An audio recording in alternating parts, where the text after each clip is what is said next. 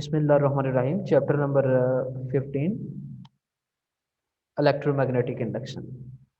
अब electromagnetic induction में आज जो हमारा टॉपिक है वो समझाने से पहले मैं आपको ज़रा डिवाइसेस के मतलब बता दूँ। मतलब डिवाइसेस हमारे पास टू टाइप्स होती हैं। One is generator and the second one is motor. Generators and Motors.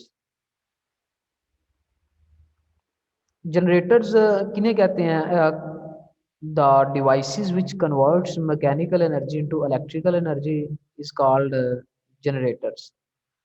Which converts mechanical energy into electrical energy. हम किसी भी सोर्स के जरिए मैकेनिकल एनर्जी देते हैं, यानी हाथ से किसी चीज़ को घुमाते हैं, उससे अगर हमें इलेक्ट्रिसिटी प्रोड्यूस होती है तो हम उसे कहेंगे electrical mechanical energy into electrical energy convert हो रही है। अब मोटर में हम क्या करते हैं? मोटर में हम इलेक्ट्रिकल एनर्जी लगाते हैं और हम मैकेनिकल एनर्जी हासिल करते हैं। यानी कि हम इलेक्ट्रिसिटी से किसी न किसी मोटर को चला के हम वहाँ से मैकेनिकल एनर्जी ले रहे होते हैं। ये दोनों डिवाइसेस आपस में एंटी पैरेलल हैं। आज जो हमारा टॉपिक था वो एसी जनरेटर के मतलब है। एसी जनरेटर क्या है? वही definition again, the device which converts mechanical energy into electrical current signal is called alternating current generator या एसी जनरेटर। एसी जनरेटर असल में एब्रीविएशन है जिसको हम कहते हैं अल्टरनेटिंग करंट जनरेटर। अब इसका प्रिंसिपल क्या है? ये किसके प्रिंसिपल पे वर्क कर रहा होता है? Faraday law of electromagnetic induction के प्रिंसिपल पे ये वर्क कर रहा होता है। वो Faraday law of electromagnetic induction का जो लॉ हमें बताता है वो क्या है? When a coil is rotated in magnetic field through by some mechanical means, magnetic flux through the coil changes so an EMF induced in the coil. वही Faraday law वो कहता है जब आप एक मैग्नेटिक फील्ड के अंदर किसी भी मैकेनिकल मींस के जरिए, मैकेनिकल एनर्जी के जरिए किसी कॉइल को मूव करवाते हैं तो मैग्नेटिक फ्लक्स चेंज होता है और फ्लक्स चेंज होने से ईएमएफ इंड्यूस होती है कॉइल के अंदर। इसमें हमारे पास यही है। हम पहले इसकी कंस्ट्रक्शन पढ़ लेते हैं। ये हमारे पास परमानेंट मैग्नेट देने के लिए ये साइड पे नॉर्थ पोल और इस साइड पे साउथ पोल है। मैग्नेटिक फील्ड लाइंस नॉर्थ से साउथ की तरफ जाएंगी। अब इसमें हमारे पास आर्मेचर है। कंस्ट्रक्शन में आर्मेचर क्या होता है? आर्मेचर ये जो कॉइल है ये बहुत ज़्यादा कॉइल होती हैं। कॉइल के ऊपर हम आयरन सिलेंडर चढ़ा देते हैं ताकि, यानी कि इस सारे को जिसके ऊपर हम आयरन कोर कर देते हैं तो उसे हम आर्मेचर कहते हैं। ठीक है। नेक्स्ट परमानेंट मैग्नेट आ जाता है। परमानेंट मैग्नेट ये नॉर्थ और साउथ पोल से, जिससे मैंने शो किया, ये परमानेंट मैग्नेट होता है। इसमें स्लिप रिंग्स होती हैं। स्लिप रिंग्स कहाँ पे हैं? ये हमारे पास आर और आर डैश, ये एक स्लिप रिंग ये है और दूसरी स्लिप रिंग ये वाली है। एक ये वाली और एक ये वाली। ये वाली आर और दूसरी आर डैश है।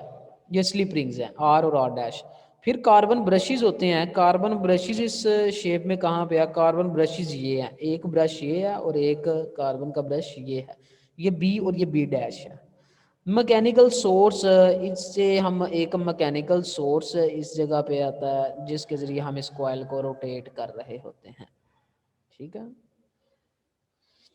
अब इसमें हमारे पास परमानेंट मैग्नेट आ गया, एक कॉइल आ गई। कॉइल जो है वो उस हमारे पास ये दो स्लिप रिंग के साथ अटैच है जो मूव करती है। और उसके बाद एक हमारे पास कार्बन ब्रश बी है, दूसरा बी डैश है। ये दोनों एक्सटर्नल वायर के साथ जुड़े हुए हैं। इधर से एक तरफ से करंट आता है और एक तरफ से करंट प्रोड्यूस होके वापस जाता है। अब हम इंड्यूस्ड करंट कैसे प्रोड्यूस होता है इसको पढ़ लेते हैं। इंड्यूस्ड करंट जो हमने समझा भी हुआ है, हमारे पास मैग्नेटिक फील्ड नॉर्थ से साउथ की जानब होंगे। ये मैग्नेटिक फील्ड की अगर डायरेक्शन हो हमारे पास, तो इसमें ये जो कॉइल है, कॉइल का एक वायर है। इस वायर में से अगर इसको मैं बाहर की तरफ आउट ऑफ द बोर्ड या आउट ऑफ द पेपर इसको लाऊं, उसको मैंने डॉट से डिनोट किया हुआ है। जब इस वायर को मैं बाहर की तरफ लेके आऊँगा, इसकी वेलोसिटी बाहर की तरफ होगी, आउट ऑफ द बोर्ड होगी और मैग्नेटिक फील्ड हमारे पास नॉर्थ टू साउथ होगी। अब इसमें अगर वेलोसिटी ये हो, मैग्नेटिक फील्ड ये हो, तो आप वी के ऊपर अपने राइट हैंड को इस तरह रखें कि आप कर्ल करें अपने फिंगर्स को बी की जानिब, जो आपका थंब आएगा वो ये आएगा, तो ये हमारे पास ऊपर की जानिब होगा और करंट जो है वो ऊपर की तरफ जाएगा, मतलब कि चार्जेस ऊपर की तरफ फोर्स लगेगी, चार्ज ऊपर की तरफ मूव करेंगे तो करंट हमारा ऊपर की जानिब आएगा। ठीक है। दूसरे केस में हम देखते हैं, अगर इस कॉइल को या इस वायर को मैं अंदर की जानिब लेके जाऊं इनटू द बोर्ड, तो मैं ये लगाऊंगा उसकी वेलोसिटी इनटू द बोर्ड है, यानी कि उसको मूव करवा रहा हूं मैं आगे की तरफ। इस वाले केस में हमने बाहर की तरफ मूव करवाया था, जब इसमें अंदर की तरफ इसको मूव करवाएंगे तो हमारे पास वेलोसिटी ये हो जाएगी इनटू द बोर्ड, और हमारे पास मैग्नेटिक फील्ड की डायरेक्शन यही रहेगी, नॉर्थ टू साउथ पोल। अब वी के ऊपर अपना राइट हैंड इस तरह रखें कि बी की तरफ आप अपने फिंगर्स को कर्ल करें, तो आपका जो थंब होगा वो हमारे पास फोर्स की डायरेक्शन को शो करेगा, यानी कि इसमें चार्जेस को फोर्स नीचे की जानिब लगेगी, और जब चार्ज को फोर्स नीचे की जानिब लगेगी वो नीचे को मूव करेंगे तो करंट की डायरेक्शन नीचे को होगी। अब दोनों में हमने करंट की डायरेक्शन पढ़ लिया। अब नेक्स्ट हमारे पास इससे जो ईएमएफ इंड्यूस होती है जिसकी वजह से करंट होता है, वो हमारे पास E is equal to V B L होता है, साइन थीटा होता है। थीटा आपको पता है यहाँ पे भी 90 है और इस केस में भी 90 है, तो साइन 91 हो जाता है। जो ईएमएफ इंड्यूस होगी वो is equal to V B L होगी। अब हम मोशनल ईएमएफ पढ़ते हैं। ये हमारे पास कॉइल है, कॉइल को मैंने 4 हिस्सों में डिवाइड कर दिया, इनको 4 पार्ट्स में नाम दे दिया, ए बी और ये वाला सी और ये वाला डी। और ये हमारे पास नॉर्थ पोल है, ये साउथ पोल है। यहाँ पे मैंने कार्बन ब्रशेस और स्लिप रिंग्स नहीं बनाई, वो ऊपर बनी हुई है। यहाँ पे हम इसका ओरिजिनल फिनोमेना जो है वो देखने लगे हैं। ये मैकेनिकल सोर्स है यहाँ पे, और कॉइल को मूव किया जा रहा है इधर से इधर, और इसका जो एक साइड का डिस्टेंस आर है, दूसरी साइड का डिस्टेंस भी आर है, यानी कि इसके टोटल कॉइल का हमारे पास ये जो इसकी विड्थ है वो हमारे पास 2r है, और इसकी लेंथ जो है वो l है। ठीक है, ये चीज़ ज़हन में रखनी है, इसकी लेंथ l है और इसकी जो विड्थ है वो 2r है।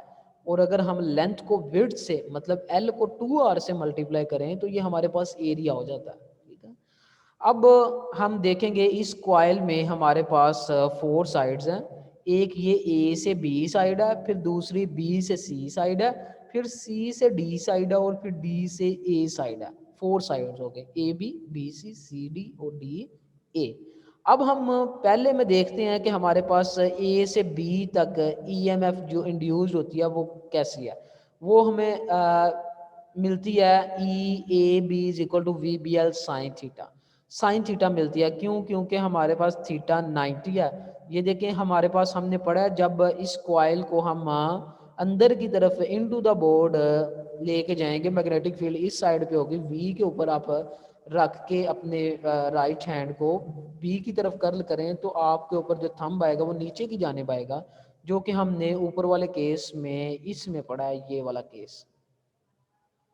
इनटू द बोर्ड हमने इसको मूव करवाया, ये वेलोसिटी होगी इसकी, बी इस साइड पे है जो कि मैग्नेटिक फील्ड लाइंस ये आ रही हैं, तो हमारे पास जो इसके डायरेक्शन होगी जहाँ पे फोर्स लग रही है चार्जेस के ऊपर वो नीचे की जानिब है।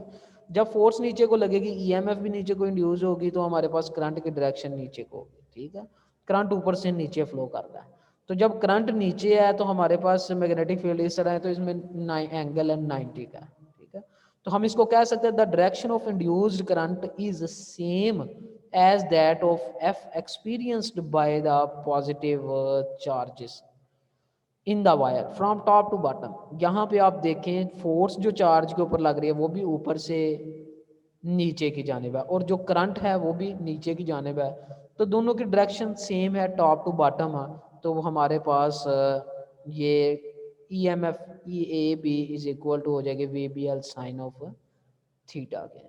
अब आपने ये दोनों की डायरेक्शन इस थीटा में पुट नहीं करनी। फिर अगेन बता दूं, वो बात कर रहा है कि हमारे पास जो अप से डाउन, टॉप से बॉटम की तरफ जो आप चार्जेस के ऊपर फोर्स लग रही है और करंट भी नीचे है, इसलिए इसकी ईएमएफ जो है V B L sine theta होगी। और ये मैंने साथ में बताया जो ए बी एल है उसकी लेंथ ऊपर से नीचे, मैग्नेटिक फील्ड हमारी लेफ्ट टू राइट है, तो इन दोनों में थीटा 90 बन रहा है, और अगर साइन 90 पुट करें तो मैक्सिमम ही हमें ईएमएफ इंड्यूस हो गए। अब हम साइड ए बी पढ़ लिया, फिर हम साइड सी डी पढ़ते हैं। सी डी वाला केस हमारे पास ये वाला था। जब हम कॉइल के इस हिस्से को इनटू द बोर्ड करेंगे, आगे की तरफ मूव करवाएंगे, तो ये वाला हिस्सा बाहर की तरफ आएगा। जब ये बाहर की तरफ आएगा तो हमारे पास ये वाला केस होगा, ये मैंने डॉट से डिनोट किया है, आउट ऑफ द बोर्ड हो तो मैग्नेटिक फील्ड। अब हमारे पास ये फोर्स, सॉरी यहाँ पे फोर्स को डिनोट किया हुआ है, ये आउट ऑफ द बोर्ड आ रहा है, तो हमारे पास बी मैग्नेटिक फील्ड इस जानिब है, और आप वी के ऊपर राइट हैंड को इस तरह रखें कि बी की तरफ कर्ल करें, तो आप का थंब जो है वो अपवर्ड होगा, तो इसका मतलब है इसमें जो करंट होगा या इसमें जो चार्ज को फोर्स लगे वो अपवर्ड होगी। अब चार्ज के फोर्स या वर्क जो करंट है ऊपर की तरफ है, मैग्नेटिक फील्ड इस साइड पे है, तो एंगल 90 का हो गया। तो हम कह सकते हैं सी डी परपेंडिकुलर है बी के। अब मोशनल ईएमएफ इस साइड की क्या होगी? The same amount of EMF is induced inside CD, but direction of the current is from bottom to top. पहले केस में टॉप से बॉटम थी, लेकिन इसमें क्या है, मैग्नीट्यूड उतनी ही होगी ईएमएफ की जो इंड्यूस हो रही है इस केस में भी, लेकिन वहां पे टॉप टू बॉटम था, यहाँ पे बॉटम टू टॉप की तरफ करंट फ्लो करेगा। और इसकी भी वैल्यू हमारे पास E M F C D is equal to V B L sine of theta के ऊपर। नेक्स्ट हमारे पास मोशनल ईएमएफ आ जाती है साइड जो हमारे पास रह गई थी सी बी सी और डी ए, ये दोनों साइड रह गई थी। ए बी और सी डी हमने फाइंड आउट कर लिया।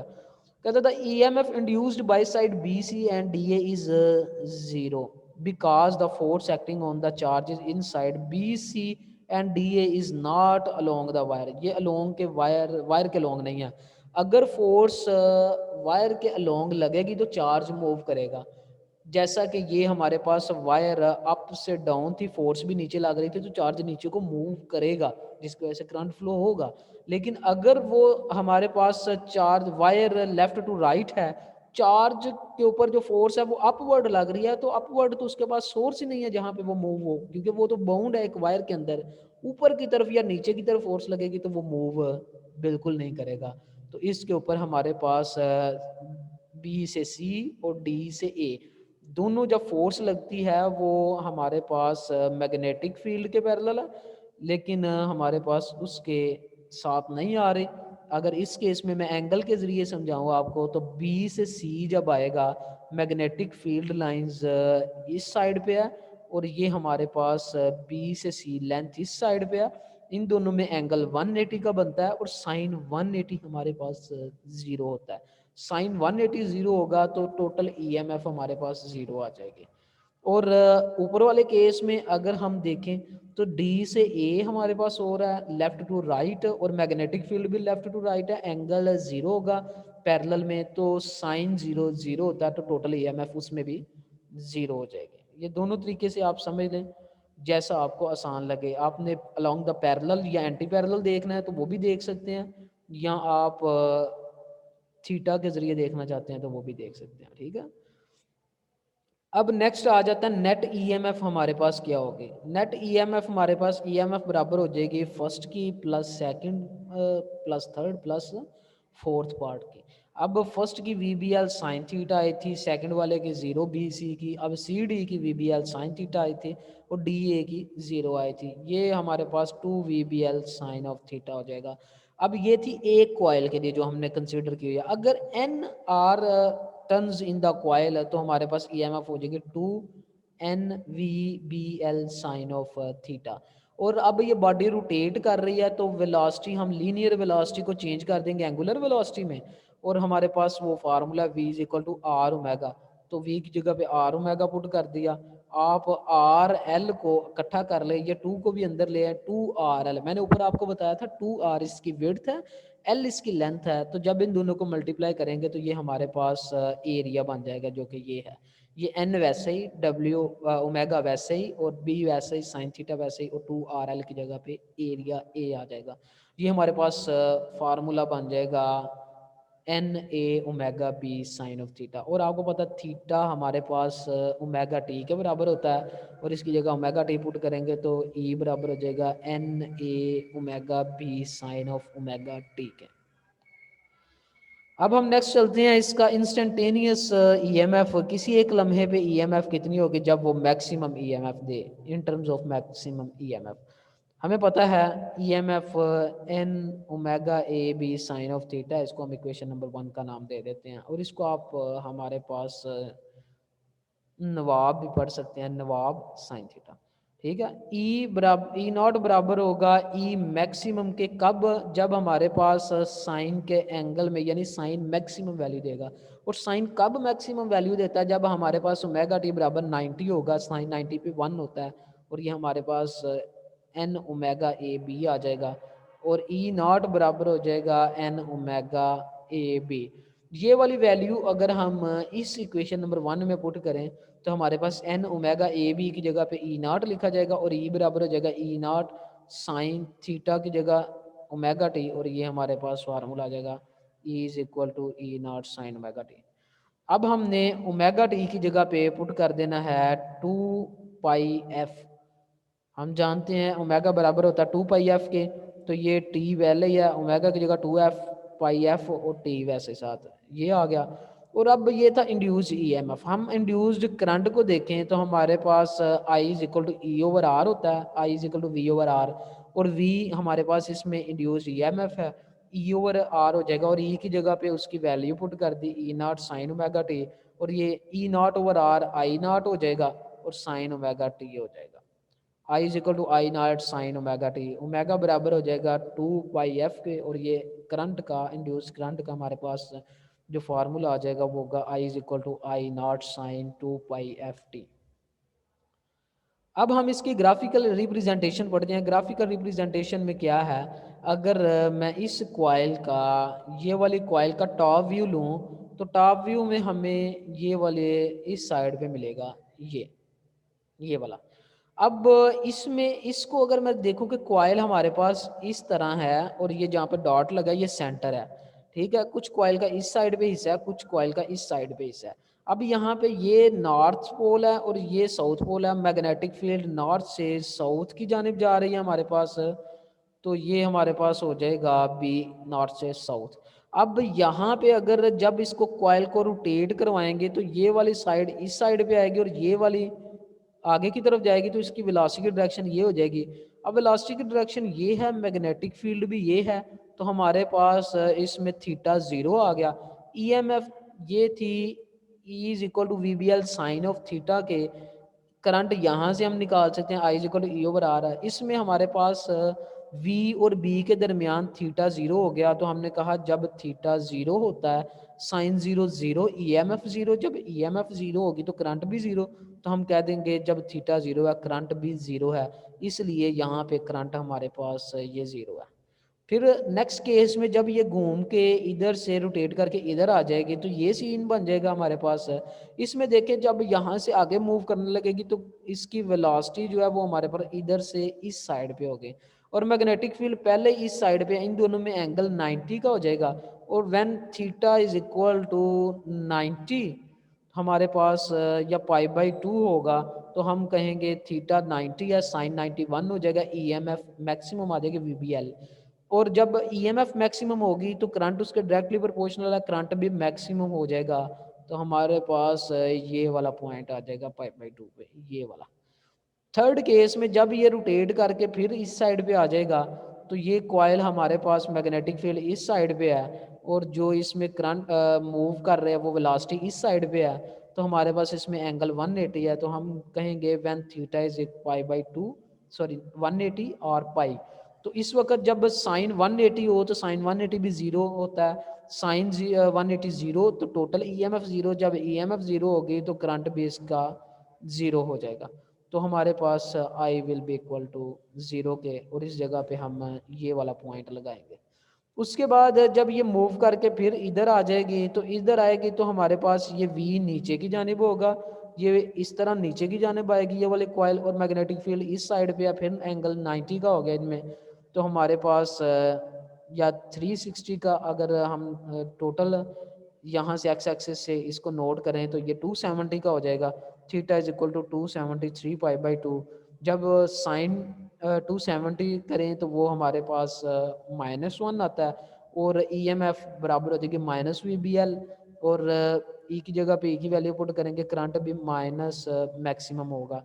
तो इसका मतलब है करंट मैक्सिमम होगा, लेकिन वो कहता है ऑपोजिट डायरेक्शन में, माइनस जो है साथ आएगा वो ऑपोजिट डायरेक्शन को शो करेगा, उसका हमारे पास ये होगा। अब इससे अगर पॉजिटिव आता तो इधर हम डॉट लगाते, कि नेगेटिव आया तो नीचे की जाना उस लाइन से लगाना मैक्सिमम पे।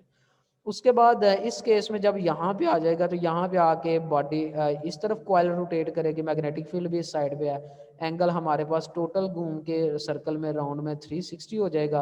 और जब 360 होगा हमारे पास, तो साइन 360 या साइन 2 पाई हमारे पास अगेन ज़ीरो होता है, EMF ज़ीरो हो जाएगी, और EMF ज़ीरो होगी तो करंट आपको पता ज़ीरो हो जाएगा, तो हमारे पास टोटल करंट ज़ीरो आ जाएगा 2 पाई पे भी, जो कि ये है। फिर हम इन डॉटेड को आपस में इस तरह ज्वाइन करवा देंगे, मिला दिया। जब हम मिलाएंगे तो हमारे पास ये एक वेव बन जाएगी। इस वेव को हम साइनोसाइडल वेव कहते हैं, साइनोसाइडल वेव। और हमारे पास ये बता रही है कि करंट पहले पॉजिटिव है और फिर नेगेटिव है। अगर करंट 1 सेकंड में अपनी पोलैरिटी सिर्फ एक दफ़ा चेंज करता है, पहले पॉजिटिव से नेगेटिव आता है, 1 सेकंड में एक दफ़ा पोलैरिटी चेंज करता है, तो हम कहेंगे इसकी फ्रीक्वेंसी 1 है। अगर करंट 1 सेकंड में 2 दफ़ा अपनी पोलैरिटी चेंज करता है, पहले पॉजिटिव फिर नेगेटिव फिर पॉजिटिव फिर नेगेटिव, हम कहेंगे इसकी फ्रीक्वेंसी 2 है। और जब 3 टाइम 3 टाइम 4 टाइम 5 टाइम ये इस तरह चलता जाएगा। अगर हमारे पास पाकिस्तान में देखें, जो AC करंट है वो कितनी दफ़ा पोलैरिटी चेंज करता है 1 सेकंड में, यानी कि उसकी फ्रीक्वेंसी कितनी है, तो पाकिस्तान में जो AC करंट यूज़ होता है उसकी फ्रीक्वेंसी 50 हर्ट्ज़ है। मतलब वो 1 मिनट में 1 सेकंड में 50 टाइम्स अपने पोलैरिटी चेंज करता है। डोमेस्टिक फ्रीक्वेंसी पाकिस्तान की करंट की वो 50 हर्ट्ज़ है। ठीक है, यहाँ तक हमारा आज का टॉपिक कंप्लीट हो जाता है।